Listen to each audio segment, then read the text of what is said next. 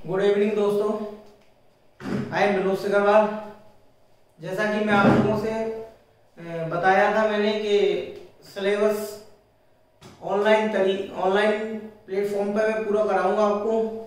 और सिलेबस में अपना चाइल्ड डेवलपमेंट चल रहा था, बाल विकास के अंतर्गत मैंने इससे पहले वाले वीडियो में देखिए मैं दो तरीके से वीडियो डाल रहा हूँ सीडीपी की। एक वीडियो में ऐसा डाल रहा हूँ कि जिसमें जो न्यू स्टूडेंट आए हुए थे, शुरू वाले चैप्टर है। एक वीडियो में तो मैं प्याज एक कॉलवर्क वाइकोस की वो वाले सेक्शन चल रहे हैं, और दूसरा इधर मैं जो करा रहा हूँ वो चाइल्ड डेवलपमेंट एंड पेडागोजी का सेक्शन चल रहा है। इसके अंतर्गत मैंने आपको इससे पहले वाले वीडियो में चाइल्ड डेवलपमेंट की शुरुआत कराई थी, जिसमें मैंने ग्रोथ एंड डेवलपमेंट, वृद्धि एवं विकास, एंड मोटर डेवलपमेंट यानी गामक विकास यानी कौशलों का विकास किस तरीके से होता है, यानी एक तरीके से motor skills, type of motor skills, यानी मोटर स्किल्स कितने प्रकार के होते हैं, तो मोटर स्किल्स दो प्रकार के होते हैं। ये सारी चीजें मैंने बताई थी कि मोटर स्किल्स का जो डेवलपमेंट है वो डेवलपमेंट ग्रोस टू फाइन की ओर होता है, यानी सबसे पहले स्थूल गामक कौशल, उसके बाद सूक्ष्म गामक कौशलों का विकास होता है। दोस्तों जैसा कि आप लोगों को पता है, आज हम नया टॉपिक लेके शुरुआत कर रहे हैं, जो अपना चाइल्ड डेवलपमेंट जो चल रहा था बाल विकास के अंतर्गत आज जो नया टॉपिक है, इस टॉपिक का नाम है वंशानुक्रम एवं वातावरण, हेरिडिटी एंड एनवायरनमेंट। इस चैप्टर को प्रारंभ करने से पहले सबसे बड़ी बात यह है, हमें यह पता होना चाहिए कि देखो वंशानुक्रम एक शब्द है इसमें वंशानुक्रम, और दूसरा शब्द है इसमें वातावरण। तो हमें यह मालूम होना चाहिए कि वंशानुक्रम क्या होता है। सबसे पहले वंशानुक्रम पर चर्चा करेंगे। मेरी आदत यही रही है, चाहे ऑनलाइन प्लेटफॉर्म हो चाहे ऑफलाइन प्लेटफॉर्म हो, मैं प्रत्येक शब्द का कॉन्सेप्ट क्लासरूम में क्लियर करवाता था। यहाँ भी प्रत्येक कॉन्सेप्ट मुझे क्लियर कराना है। वंशानुक्रम क्या होता है, देखिए जैसा कि अपन जानते हैं कि माता पिता और पूर्वज इनके द्वारा जो बच्चों में गुणों का हस्तांतरण होता है, यानी दादा के द्वारा गुण आए पिताजी के द्वारा गुण आए हमें, और दादाजी में भी गुण आए थे उनके पिताजी के द्वारा। तो पीढ़ी दर पीढ़ी जो जीन्स होते हैं, उन जीन्सों का क्या होता रहता है, वहन होता रहता है, यानी पितृक होते हैं वो आते जाते हैं और हमें गुण आते चले आते हैं। तो वंशानुक्रम क्या होता है कि पूर्व की पीढ़ियों से बच्चे में गुणों का हस्तांतरण होना, यानी पीढ़ी दर पीढ़ी गुणों का हस्तांतरण होना क्या कहलाता है, वंशानुक्रम कहलाता है। वंशानुक्रम के बारे में आप सब लोग जानते हैं, जैसे माता पिता में जो कुछ गुण पाए जाते हैं वैसे ही गुण उनके बच्चों में पाए जाने लगे। तो एक ये हेरिडिटी का एक सिंपल एग्जांपल है, इससे अपन बेटर तरीके से समझ सकते हैं। तो वंशानुक्रम को मैं चालू करने से पहले कुछ डेफिनेशंस है जो कि इंपॉर्टेंट है आपके एग्जाम के दृष्टिकोण से, मैं उन डेफिनेशंस को आप लोगों को समझाने का प्रयास करूंगा। देखिए पहली डेफिनेशन है जेम्स ड्रेवर कहते हैं बालक में शारीरिक व मानसिक गुणों का हस्तांतरण वंशानुक्रम द्वारा होता है। यानी देखो किन गुणों की बात कर रहा है जेम्स ड्रेवर, शारीरिक यानी फिजिकली, यानी किन गुणों की बात कर रहा है, शारीरिक यानी एक तरीके से फिजिकली जो क्वालिटीज होती हैं एंड मेंटली क्वालिटीज होती हैं, इन दोनों क्वालिटी में जो ट्रांसफर होता है वो हेरिडिटी के द्वारा होता है और पीढ़ी दर पीढ़ी चलता रहता है। सिंपल परिभाषा है। देखो जेम्स ड्रेवर शारीरिक व मानसिक दो गुणों की बात करते हैं, बस ध्यान रखना, शारीरिक और मानसिक। तो देखो कोटेशन को याद करेंगे किस ट्रिक के माध्यम से। देखो इसमें एक शब्द है ड्राइवर से मान लो ड्राइवर, एक अच्छे ड्राइवर का शारीरिक विकास भी अच्छा होना चाहिए, क्यों शरीर यदि कमजोर होगा तो ब्रेक भी नहीं लगा पाएगा, इमरजेंसी में कब जाएगा। शारीरिक विकास भी अच्छा होना चाहिए और मानसिक विकास भी अच्छा होना चाहिए, क्योंकि मेंटली जब वो रेडी नहीं होगा तो एक्सीडेंट की संभावना ज्यादा बढ़ेगी। तो याद रखना कि एक ड्राइवर में शारीरिक और मानसिक ये दोनों तरीके की डेवलपमेंट अच्छे होने चाहिए और इन दोनों गुण होने चाहिए। तो जेम्स ड्रेवर। इसके बाद है रूथ बेनेडिक्ट कहते हैं, देखो याद रखो भाई साहब कि रूथ बेनेडिक्ट यानी सीधी सी बात है कि जब बालक रूठ जाता है तो वो क्या करता है, कोई विशिष्ट वस्तु मांगता है। इसी तरीके से रूठने से जो रूथ बेनेडिक्ट हैं, इन्होंने वंशानुक्रम के बारे में क्या कहा है कि बालक को जो विशिष्ट गुण होते हैं वह वंशानुक्रम से प्राप्त होते हैं। किसके द्वारा प्राप्त होते हैं विशिष्ट गुण, वंशानुक्रम के द्वारा। याद रखना कि जब बच्चा रूठता है तो वो किसी न किसी विशिष्ट वस्तु के लिए ही रूठता है। इसके बाद है हेनरी एच गोडार्ड। देखो हेनरी एच गोडार्ड नाम बहुत लंबा है पर लेकिन इनकी परिभाषा में कोई ज्यादा वो नहीं है। देखो इनके नाम की देखा जाए तो हेनरी एच गोडार्ड कहते हैं कि मंद बुद्धि माता पिता की संतानें मंद बुद्धि होती हैं एवं, मैंने कोटेशन पूरी नहीं लिखी है, मैं मुंह से बोले देता हूं कि मंद बुद्धि माता पिता की संतानें मंद बुद्धि होती है एवं प्रतिभाशाली माता पिता की संतानें प्रतिभाशाली होती हैं।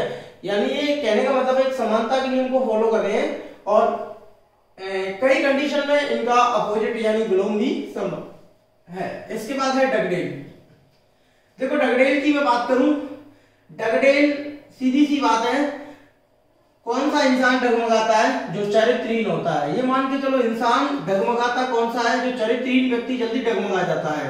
यानी चरित्रहीन माता पिता की संतानें चरित्रहीन पैदा होती हैं। ऐसा कौन से मानते हैं? ये विद्वान डगडेल हैं। डगडेल की कोटेशन है। डगडेल का ऐसा मानना है कि जो चरित्रहीन माता पिता होते हैं उनके द्वारा जो पैदा होने वाली संतानें चरित्रहीन होती है। बहुत ही सिंपल कोटेशन है डगडेल की, तो बस याद रखना है। देखो थार्नडाइक, सीधी सी बात है, थार्नडाइक के बारे में अपन अच्छी तरीके से जानते हैं। पशु मनोविज्ञान के जनक, ग्रैंडफादर ऑफ एनिमल साइकोलॉजी, शिक्षा मनोविज्ञान के जनक, grandfather of educational psychology. Thorndike एक बहुत ही अच्छे मनोवैज्ञानिक हैं जिनका मनोविज्ञान में बहुत विशेष योगदान रहा है। ये क्या कह रहे हैं कि मूल प्रवृत्ति का जो कारक आता है, जो मूल प्रवृत्ति का कारक आता है वो वंशानुक्रम से प्राप्त होता है। सिंपल परिभाषा, कोई ज्यादा रट्टा मारने की जरूरत नहीं है। देखो वैसे मूल प्रवृत्ति की बात करें अपन, जब मैं आपको इमोशन वाला टॉपिक कराऊंगा संवेग, तो संवेगों में मैं ये मूल प्रवृत्ति वगैरह इन सारी चीजों की चर्चा करूंगा। देखो वैसे में मूल प्रवृत्ति की बात करूं तो मूल प्रवृत्ति शब्द का प्रयोग 20वीं शताब्दी में विलियम जेम्स ने किया था और मूल प्रवृत्ति का सिद्धांत या मूल प्रवृत्ति पर विस्तार से व्याख्या या मूल प्रवृत्ति को अच्छी तरीके से समझाने का प्रयास जो कि विलियम मैकडूगल ने अन इंट्रोडक्शन टू सोशल साइकोलॉजी नामक पुस्तक 1908 में विस्तार से वर्णन देखने के लिए मिलता है। यहाँ जो मूल प्रवृत्ति को वंशानुक्रम के द्वारा आने वाला फैक्टर मानते हैं वो अपने कौन है? एडवर्ड ली थार्नडाइक। देखो वुडवर्थ क्या कहते हैं कि गर्भाधान के समय प्राप्त बातें ही क्या है? वंशानुक्रम। कि जो गर्भाधान होता है उस गर्भाधान के समय प्राप्त बातें क्या होती हैं? वंशानुक्रम। कार्ल पियर्सन, सीधी सी बात है, कार्ल पियर्सन, माता पिता की लंबाई का प्रभाव, सीधी सी बात है, पियर साबुन लगाने पर शरीर की त्वचा पर प्रभाव पड़ जाता है, तुरंत गोरी हो जाती है। उसी तरीके से पियर्सन की बात करें तो ये लंबाई पर प्रभाव डालते हैं कि माता पिता की जो लंबाई होती है उसका प्रभाव उनकी संतानों पर पड़ता है। देखो बी.एन. झा, देखो नाम में भी योग किया गया है, नाम इनका कुछ और है।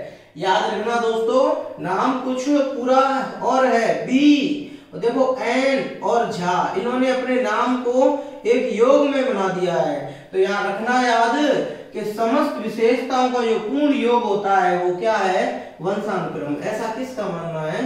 बी.एन. झा का। ठीक है दोस्तों, ये वंशानुक्रम की कोटेशन है और मैं आगे इसी टॉपिक को और लेके चल रहा हूं। देखिए वंशानुक्रम एवं वातावरण बहुत ही इंपॉर्टेंट है एग्जाम के दृष्टिकोण से। बाल विकास के अंतर्गत अपन इसका अपना दायरा है जो कि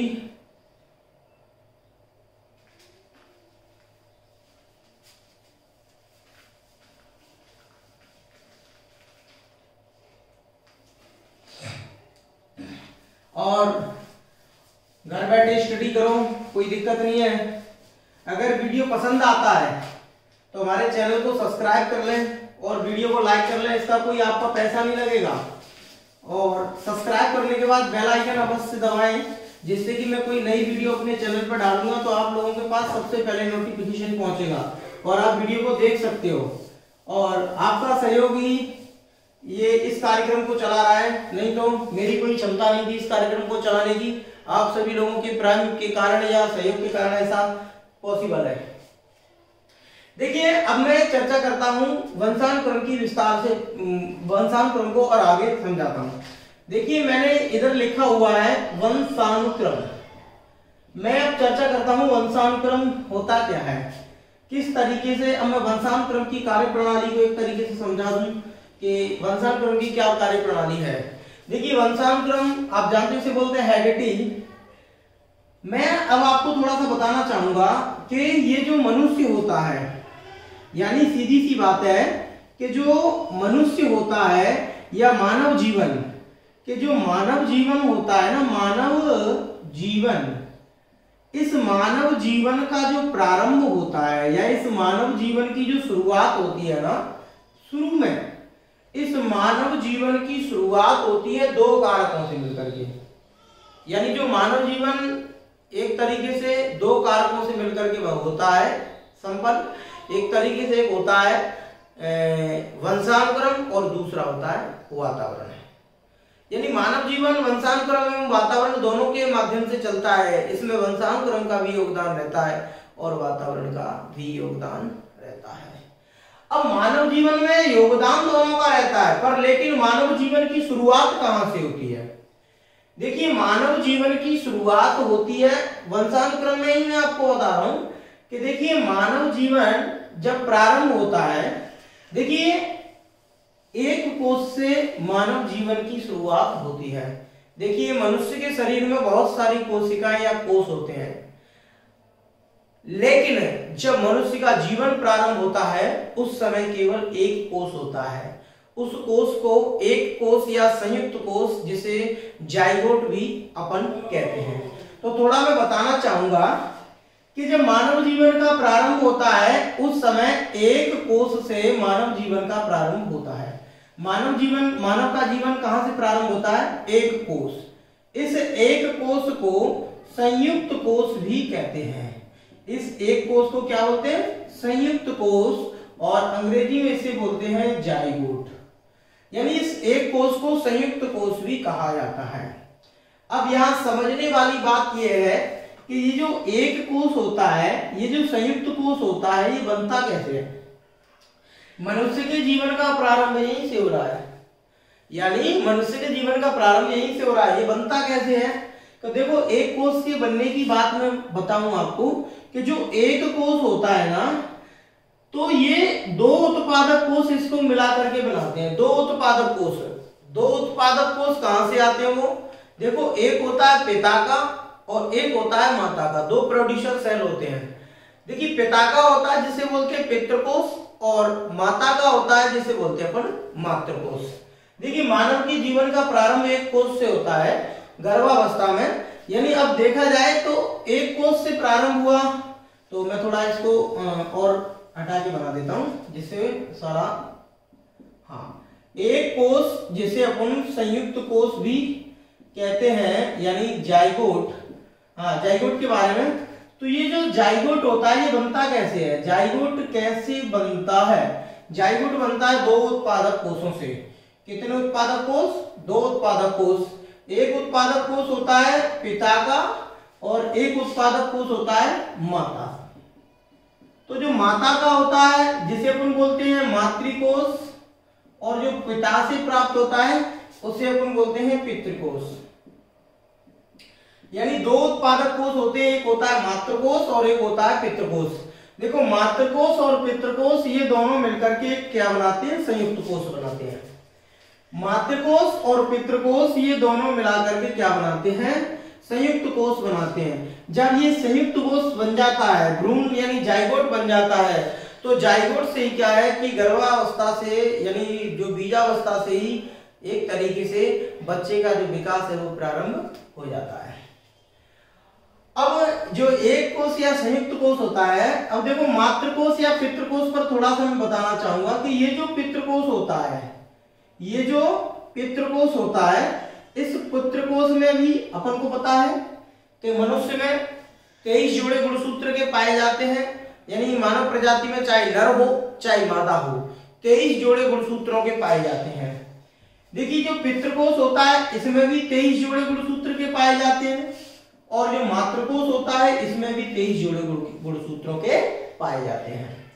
देखिए कि पितृकोष और मातृकोष इन दोनों कोषों में जो 23 जोड़े गुणसूत्रों के होते हैं, इनमें से पिता के भी 22 गुणसूत्र और माता के भी 22 गुणसूत्र। ये दोनों कैसे होते हैं?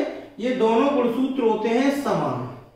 यानी ध्यान रखना है, यानी मातृकोश और पितृकोश इन दोनों में 23 जोड़े गुणसूत्रों के पाए जाते हैं। तो 23 जोड़ों में से 23 जोड़े पितृकोश में और 23 जोड़े मातृकोश में। तो मातृकोश के और पितृकोश के 22 गुणसूत्र, 22 जोड़े गुणसूत्र कैसे होते हैं? समान होते हैं। ये देखिए पितृकोश के 22 जोड़े और मातृकोश के 22 जोड़े, ये दोनों समान हैं। इन गुणसूत्रों को अपन हिंदी में बोलते हैं आत्म गुणसूत्र। कौन सा गुणसूत्र बोलते हैं? आत्म गुणसूत्र बोलते हैं। यानी कहने का मतलब है, आत्म का मतलब है एक तरीके से ऑटोक्रोमोसोम्स, ये तो पाए जाते हैं, इनको अपन ऑटोक्रोमोसोम्स भी बोलते हैं। ऑटोक्रोमोसोम्स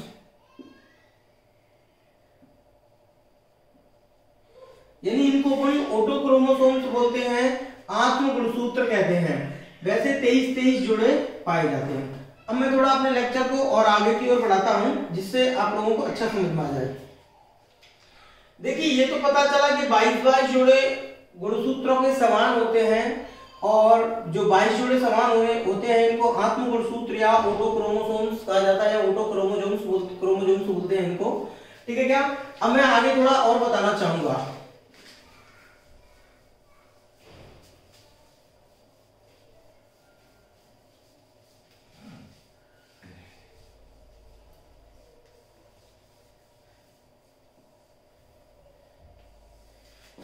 देखिए 22 जोड़े माता के या 22 जोड़े पिता के, ये दोनों कैसे हैं? समान। सीधी सी बात है कि देखिए ये दोनों समान हैं। ये मान के चलो पिता है और ये मान के चलो माता है। देखिए पिता का जो 23वां जोड़ा होता है वो होता है XY, और माता का जो 23वां जोड़ा होता है वो होता है XX। अब स्वाभाविक सी बात है कि इधर से x जाएगा, इधर से x मिलेगा तो डबल x होता है, तो लड़की संतान उत्पत्ति, और एक तरीके से इधर से y और इधर से x तो लड़का। यानी कहने का मतलब जब डबल x होता है तो लड़की और XY होता है तो लड़का होता है। ये सारी प्रोसेस आप लोग जानते हैं। अब यहां से परीक्षा में पूछा जाने वाला प्रश्न कौन सा है? देखो छत्तीसगढ़ टेट में प्रश्न पूछा था कि नर एवं मादा में 22 जोड़े गुणसूत्रों के समान पाए जाते हैं, लेकिन लिंग का निर्धारण नर का 23वां जोड़ा करता है। 23वें जोड़े में ऐसा क्या पाया जाता है जिसके कारण यदि 22 गुणसूत्र मिलता है तो भ्रूण का विकास नर के रूप में होता है। अब मैं आपको बता दूं कि ये जो 22 गुणसूत्र होता है, ये 22 गुणसूत्र होता है, नर का 23वां जोड़ा लिंग का निर्धारण करता है। नर का 23वां जोड़ा, मादा का नहीं। लिंग का निर्धारण करने वाला कौन होता है? पिता, नर। लिंग का निर्धारण करने वाला कौन होता है? नर। और नर में से भी पूछा जाए तो कौन सा जोड़ा लिंग का निर्धारण करता है? 23वां जोड़ा। यो मान के चलो कि जैसे कि यहां से y मिला, यहां से x मिला, तो ये XY हो गया। अब XY हो गया तो स्वाभाविक सी बात है लड़का पैदा होगा। अब लड़का पैदा होगा तो ये मान के चलो कि ये जो y है ना, इस y में होता क्या है कि ये जो नर का 23वें जोड़े गुणसूत्र में 22 गुणसूत्र है, ये 22 गुणसूत्र में से SR22 नामक रासायनिक पदार्थ स्रावित होता है। ठीक है क्या? SR22 नामक रासायनिक पदार्थ स्रावित होता है, जिसके कारण जो भ्रूण का विकास नर के रूप में होता है। SR22 नामक रासायनिक पदार्थ स्रावित होता है, जिसके कारण जो भ्रूण होता है उस भ्रूण का विकास नर के रूप में होता है। यानी इंपोर्टेंट बात यह है, इस बात को भले ही आप लोग नोट कर लेना या स्क्रीनशॉट ले लेना कि SR22 नामक रासायनिक पदार्थ 22 गुणसूत्र में होता है, यानी रासायनिक पदार्थ का श्रावण होता है, जिसके कारण भ्रूण का विकास गर्भावस्था में नर के रूप में होता है। अब मैं थोड़ा बताना चाहूंगा और छोटी मोटी बेसिक बातें आप लोग सभी लोग आप जानते हैं, तो अब मैं थोड़ा सा आपको बताऊंगा। जैसे कि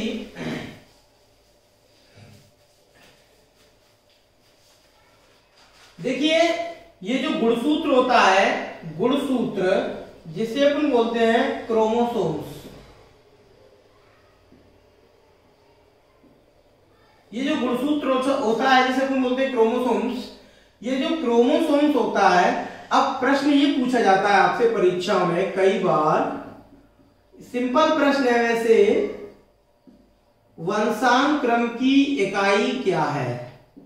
वंशानुक्रम की इकाई क्या है? सिंपल प्रश्न है वैसे, सभी लोग जानते हैं।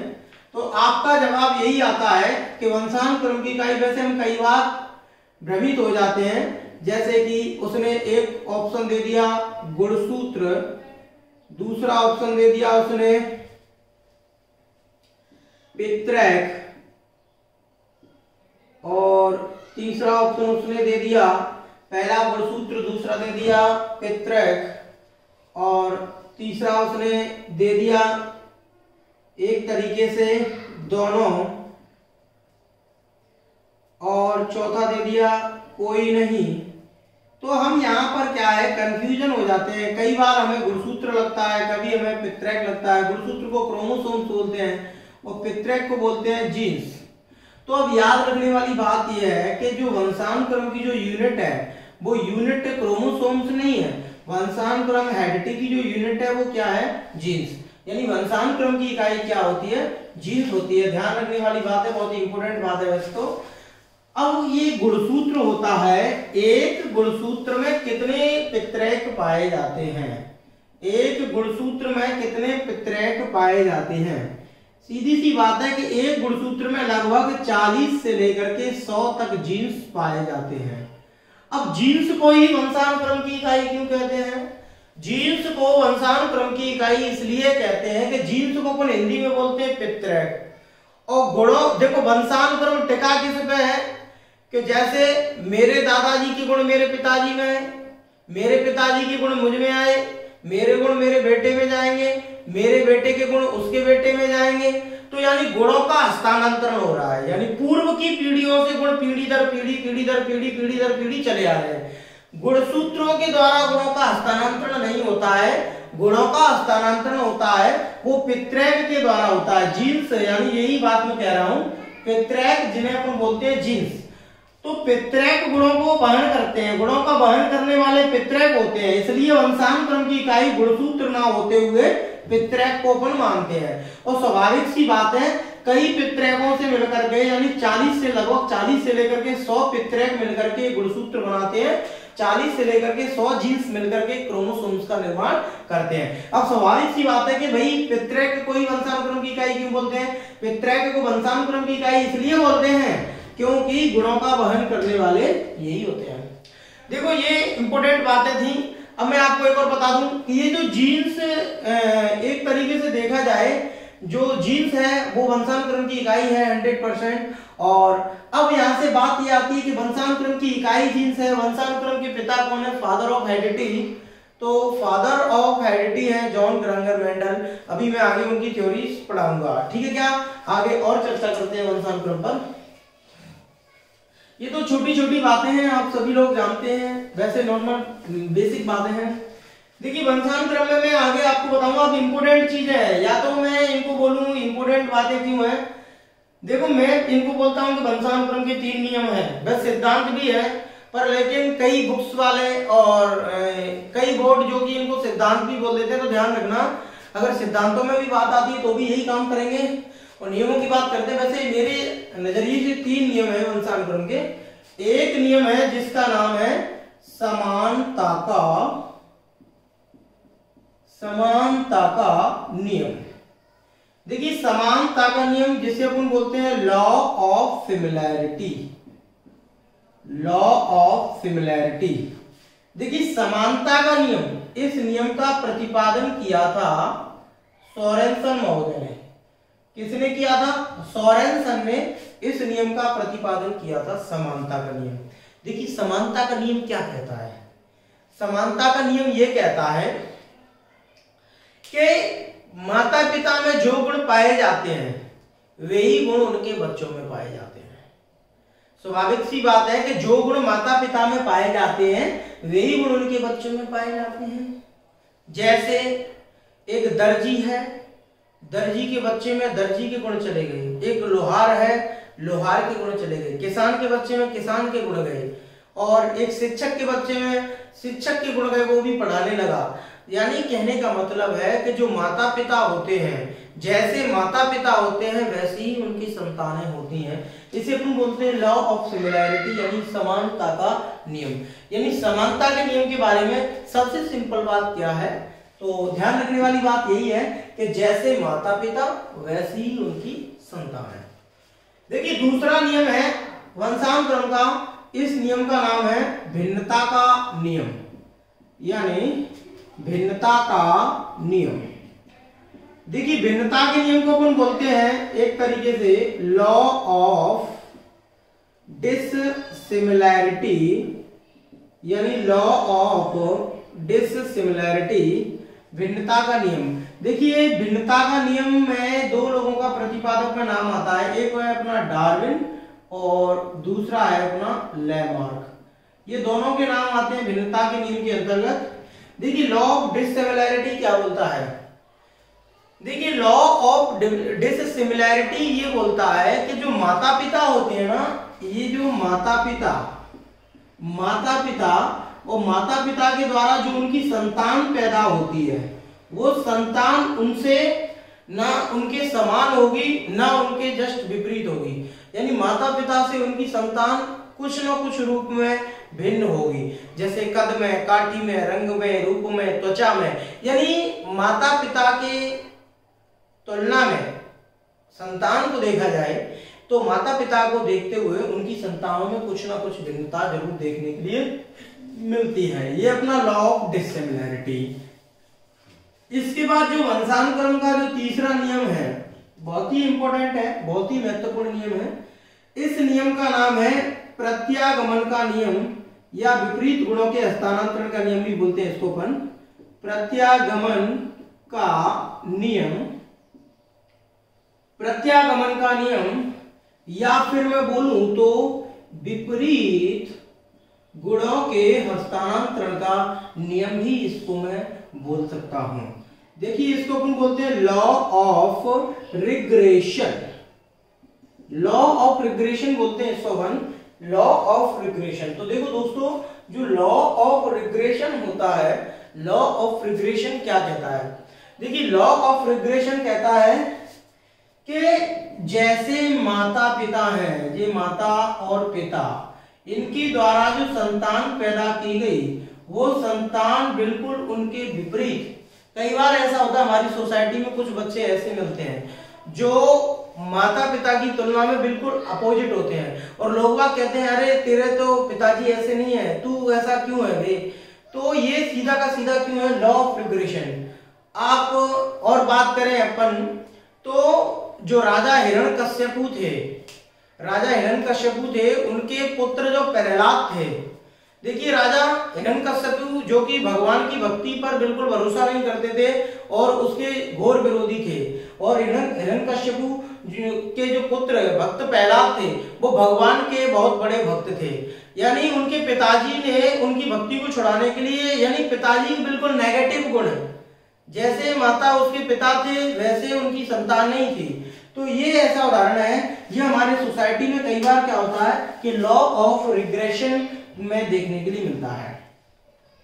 अब देखिए दूसरी बात सबसे बड़ी ये है कि सोसाइटी के अंतर्गत ऐसे बहुत से उदाहरण होते हैं। किसी के माता पिता बिल्कुल गोरे होते हैं तो उनकी संतान बिल्कुल काली, एकदम विपरीत रिग्रेशन में चली जाती है, और माता पिता बिल्कुल एकदम काले हैं तो उनकी संतान एकदम गोरी। तो ये ऐसा लॉ ऑफ रिग्रेशन में देखने के लिए मिलता है। प्रत्यागमन का नियम या विपरीत गुणों के हस्तांतरण का नियम भी बोलते हैं। अब तुम्हारे मन में एक सवाल आ रहा होगा कि सर ने इसके जनक बता दिए और इनके जनक बता दिए और इसके जनक क्यों नहीं बताए? क्योंकि यहाँ एक डाउट वाला मामला है कि जो प्रत्यागमन का नियम है, इस नियम पर बहुत से विद्वानों ने काम किया है, तो मैं किसी एक या दो का नाम निश्चित नहीं बता सकता हूँ, ठीक है क्या? तो ये अपने हैं वंशानुक्रम के नियम। देखो नियमों के बाद मैं थोड़ा चर्चा करता हूँ वंशानुक्रम के सिद्धांतों पर। आप भले ही स्क्रीनशॉट ले लो, 3 नियम होते हैं वंशानुक्रम के।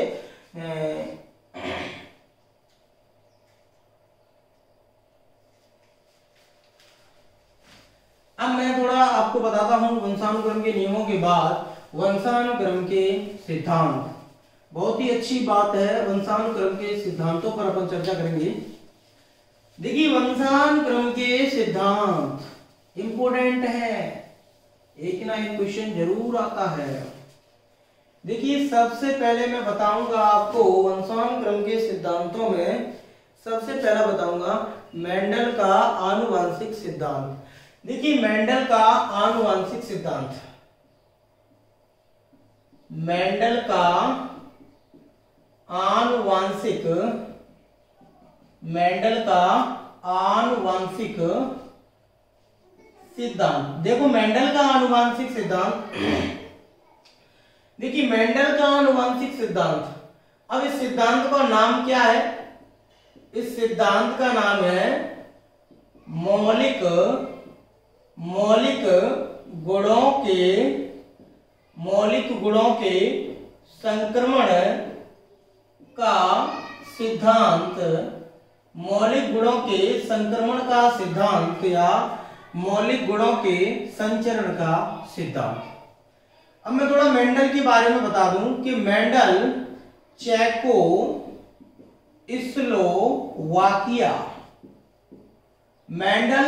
चेकोस्लोवाकिया के एक चर्च में पादरी थे। चर्च में कौन थे? पादरी। देखिए चर्च में पादरी थे, यानी देखा जाए तो पादरी को कौन कहते हैं? पुजारी हिंदी में। तो ये उस चर्च के पुजारी थे जॉन ग्रेंगर मेंडल। इनको विज्ञान में बेहद अत्यधिक रुचि थी। मेंडल ने मटर के दानों पर प्रयोग किए, सफेद एवं काले चूहों पर प्रयोग किए। तो इन्होंने प्रयोगों के माध्यम से बताया कि प्रत्येक वर्णसंकर प्रजाति, यानी प्रत्येक वर्णसंकर प्रजाति अपने मौलिक रूप की ओर अग्रसर होती है। वर्णसंकर आप जानते हो, हाइब्रिड बोलते हैं इसे अपन। देखिए हाइब्रिड यानी वर्णसंकर का मतलब है किन्हीं दो चीजों को मिलाकर के एक चीज उत्पन्न करना, वो हाइब्रिड होती है। और वो प्रत्येक जो वर्णसंकर प्रजाति होती है जो अपने मौलिक रूप की ओर अग्रसर होती है, यानी उन्होंने बताया। तो अब सबसे पहले मैं आपको समझा दूं कि प्रयोग, अब इन्होंने क्या है प्रयोग किए थे मटर के दानों पर। देखिए इनका जो प्रयोग है मेंडल का आनुवंशिक सिद्धांत, इनका जो प्रयोग है वो पहला प्रयोग है मटर के दानों पर, यानी सफेद एवं काले चूहों पर भी किया है, मटर के दानों पर। देखो जॉन ग्रेंगर मेंडल ने क्या किया कि मटर के दाने, इन्होंने दो प्रकार के मटर के दाने लिए थे। एक मटर के दाने लिए थे एक तरीके से लंबे और एक मटर के दाने लिए थे बौने, यानी दो मटर के दाने लिए थे। यानी एक मटर के बीज ऐसे थे कि जिनसे मटर का पौधा, यानी जो मटर एक तरीके से लंबे थे और कुछ दाने थे छोटे छोटे, यानी बौने दाने थे। या मैं बोलूं तो अपने यहाँ बोलते हैं देहात की भाषा में, लोकल लैंग्वेज में, कि मरे हुए दाने, एक तरीके से कमजोर दाने। यानी कहने का मतलब है इन्होंने दो प्रकार के दाने लिए थे। एक लिए हुए थे इन्होंने लंबे दाने, मटर के लंबे दाने। देखो पहली बार में इन्होंने जो मटर के 50% लंबे दाने लिए थे और 50% इन्होंने कैसे दाने लिए थे? बौने दाने लिए थे। 50% लंबे और 50% बौने। यानी मेंडल ने जो प्रयोग किया था, जो दाने लिए थे 50% लंबे प्रारंभ में पहली बार, और बौने दाने भी कितने थे? 50%। अब मेंडल ने इन दोनों को मिलाया, अब मेंडल ने इन दोनों को मिलाया। तो मिलाने के बाद क्या हुआ कि अब इन दोनों को मिला करके बोया तो एक ये कैसे हुए? सीधी सी बात, हाइब्रिड बन गए, मिल गए, संकर हो गए। अब संकर हो गए तो क्या हुआ कि इन दोनों को मिला के बोने पर जो मटर के दाने पैदा हुए, जो मटर के दाने पैदा हुए, वो मटर के दाने औसत पैदा हुए। कैसे मटर के दाने पैदा हुए? औसत पैदा हुए मटर के दाने, औसत या मैं कहूं संकर मटर के दाने पैदा हुए। जब लंबे और बौने मटर के दानों को बोया गया था तो उनमें से औसत दाने पैदा हुए। देखो औसत का मतलब मैं आपको बताना चाहूंगा कि अभी ये अपने मौलिक रूप की ओर अग्रसर नहीं हुए। अब औसत लगभग कुछ लंबे भी थे और कुछ बौने भी थे। अब इन दोनों से उत्पन्न जो दाने पैदा हुए, औसत या संकर, ये तो पहली पीढ़ी की उत्पत्ति हो गई। अब इनको मिलाकर के बोया गया। दूसरी पीढ़ी में क्या हुआ, इनको मिलाकर के बोया गया तो 3 प्रकार के दाने प्राप्त हुए हमको। अब इनको मिलाकर के बोया गया तो लंबे दाने और बौने दाने, लंबे दाने और बौने दाने, और देखा जाए तो औसत दाने, औसत या संकर दाने में बोलना चाहूं, वर्ण संकर बोलूं, औसत या संकर दाने। तो इनको मिलाकर के जब बोया तो जो लंबे दाने थे वो 25% आए और जो औसत या संकर दाने थे वो 50% प्राप्त हुए और जो बौने दाने थे वो भी 25% प्राप्त हुए। अब यहां से स्पष्ट ये देखने के लिए मिला कि 50% लंबे दाने लिए थे मेंडल ने प्रयोग में, 50% बौने दाने लिए थे। इन दोनों दानों को मिलाकर के बोया तो औसत दाने दोनों प्रकार के प्राप्त हुए। उसमें कुछ लंबे भी थे, कुछ बौने भी थे, तो औसत या संकर दाने प्राप्त हुए। पहली पीढ़ी से यह उत्पत्ति हुई। अब दूसरी पीढ़ी में क्या हुआ कि दूसरी पीढ़ी में इन्होंने औसत या संकर दानों को बोया तो क्या हुआ, उनमें से 25% लंबे थे, 25% बौने थे और 50% औसत दाने थे। अब तीसरी बार में क्या हुआ कि वो तीसरी पीढ़ी में फिर इन औसत दानों को बोया गया जिनमें लंबे और बौने दोनों मिक्स थे, यानी ये संकर दाने थे। इनको तीसरी बार में जब मिलाकर के बोया गया तो परिणाम क्या निकल करके आया दोस्तों, तो तीसरी बार में परिणाम अपना यही निकल करके आया कि जो लंबे दाने थे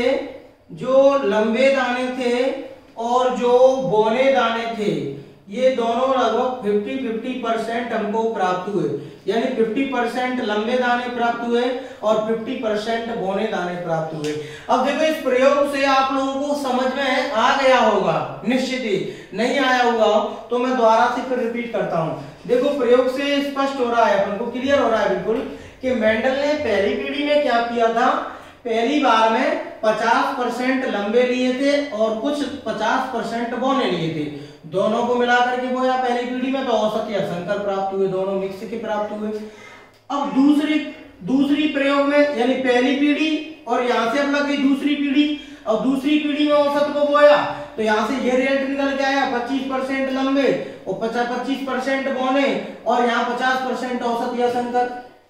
अब ये तीसरी पीढ़ी में फिर औसत को बोया, इनसे उत्पत्ति जो हुई तो उन औसत को बोया तो वही पहली पीढ़ी में जो कंडीशन थी वही तीसरी पीढ़ी में कंडीशन वापस आ गई। तो इससे ये स्पष्ट हो गया कि प्रत्येक संकर जाति, प्रत्येक वर्ण संकर प्रजाति यानी अपने मौलिक रूप की अग्रसर होती है और वो कौन सी पीढ़ी में आकर के होती है, तीसरी पीढ़ी में आकर के होती है। देखो पहली पीढ़ी ये रही और दूसरी पीढ़ी यहां से प्रारंभ हो गई और तीसरी पीढ़ी यहां से प्रारंभ हो गई, यानी प्रत्येक वर्ण संकर प्रजाति मौलिक रूप की ओर अग्रसर होती है।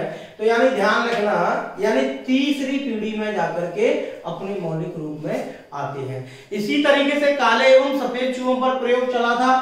प्रयोग कैसे चला था, एक काला चूहा लिया, एक सफेद चूहा लिया, उन दोनों का समागम करवाया तो एक औसत कलर का चूहा प्राप्त हुआ, उस चूहे से फिर समागम करवाया तो इसी तरीके से जो बच्चे पैदा हुए, कुछ लंबे, कुछ औसत, कुछ काले, कुछ औसत, कुछ सफेद, फिर उन औसत चूहे से समागम करवाया तो काला और एवं सफेद दोनों प्रकार के चूहे प्राप्त हुए। यानी ये चेकोस्लोवाकिया के जो चर्च के पादरी थे जॉन ग्रांगर मेंडल, इन्होंने आनुवांशिकी को समझाया कि प्रत्येक वर्ण संकर प्रजाति अपने मौलिक रूप की ओर अग्रसर होती है। तो अब कहने का मतलब अब यहां से ये स्पष्ट होता है कि भाई इन्होंने आनुवांशिकी को अच्छी तरीके से समझा दिया, इसलिए आनुवांशिकी का पिता